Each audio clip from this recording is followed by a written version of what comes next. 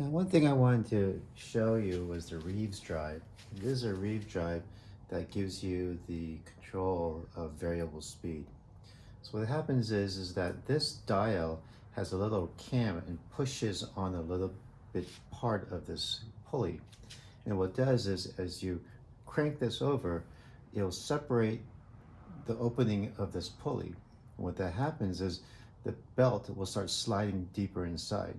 As it goes deeper inside, this spring right here pushes these two pulleys together, and the belt starts sliding up higher, up to this area. So essentially, what's happening is by rotating the dial, I'm increasing the spacing, thus making the pulley diameter smaller, and it takes up by this area. It's a nice way of making a mechanical variable speed.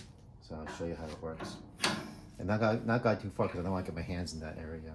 So I push the button, it's on the stop position, turn it. So now I can see that the belt is pretty high on that area and pretty deep down there. So watch what happens when I turn it more. So it fell in there because I separated those, and it takes it up in that area. I could go further, but I'm not going to because I don't want to get my hand back there. But it's pretty sticky, so I'm going to take this thing off and try to grease it up a little bit.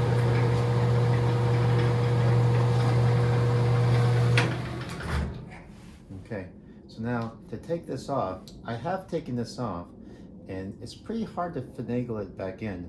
So what I found that if you have the option, I like it, keep it in the stop position. The stop position makes this thing as tight as possible.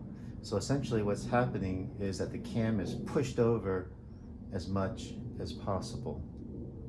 Right, yeah, pushed in together as much as possible. That way there's a lot more space in here.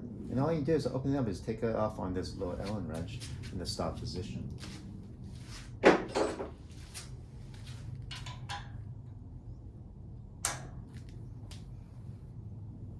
So it's counterclockwise.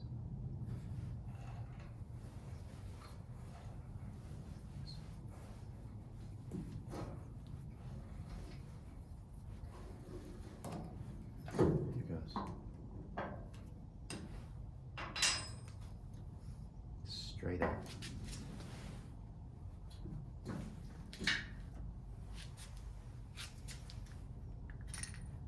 Spring, washer, nut. And you see this is the roller that pushes this, and you can see this asymmetric cam. As you rotate it, it pushes this cam this way and pushes this cam, and that's it. And that's how it works. Now, this one has a safety switch, and that switch is right in that area right here. This is the position that says that the motor won't start unless it's in the stop position. This is so accidentally you don't turn it while it's on full speed. So what happens is you just put this dial will push like that, and the next thing the thing will move on. To demonstrate that, I'll show you how to demonstrate that. So what you can do is you can push this on, and you can mimic as if it goes, and watch as soon as I touch it. I shouldn't have done that. Now the cam moved all the way up. Now it's called, I have to get this thing over to the other side. So if I could, let's see if I can mush it. Now it opened up because I can't move this way. So now it's gonna be a pain in the neck to put this back in. So let's see how I should do that.